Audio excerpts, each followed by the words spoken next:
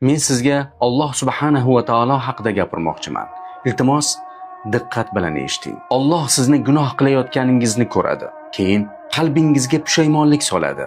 So'ng istig'for qilishni ilhom etadi va gunohlaringizni kechiradi. Keyin savobingizni yanada ko'paytiradi. Hatto gunohlaringizni yaxshiliklarga aylantiradi. Uning buyuk lutfidan yana biri shuki, sizni tabassum qilayotganingizni ko'rib, sizga ajr yozadi.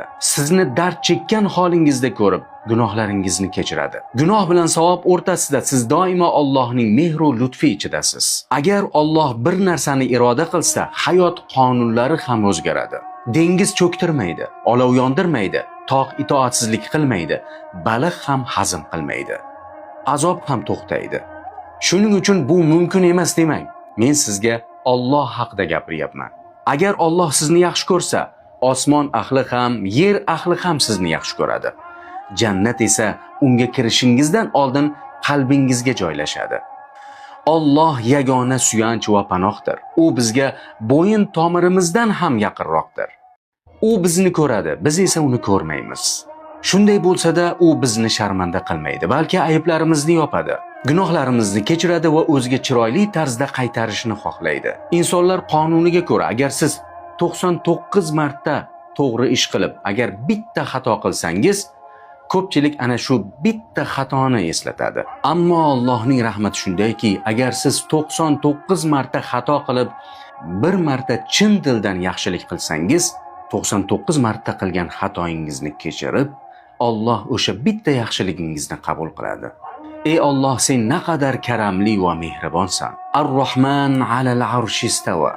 Bu yerda Alloh taolo Al-Jabbar yoki Al-Qaviy demadi, balki Ar-Rahman deb zikr qildi.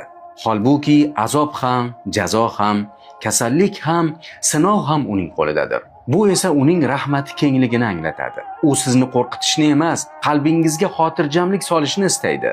Sizni o'zidan uzoqlashtirishni emas, o'ziga yaqinlashtirishni xohlaydi. O'z karami bilan sizga mol-dunyo beradi. Keyin sadaqa qilishni qalbingizga soladi. So'ng muhtoj bandani ro'parangizga chiqaradi. O'zi bergan moldan sadaqani qabul qiladi va o'zi rizqingizga baraka beradi. Alloh taolo qudsiy hadisda marhamat qiladi. Agar bandam gunoh qilishni istasa, uni qilmaguncha yozmanglar. Agar qilsa, bir gunoh qilib yozinglar. Agar men uchun uni tark etsa, unga bir yaxshilik yozinglar.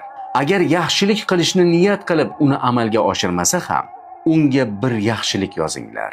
Agar uni bajarsa, 10 barobardan 700 barobargacha savob yozinglar.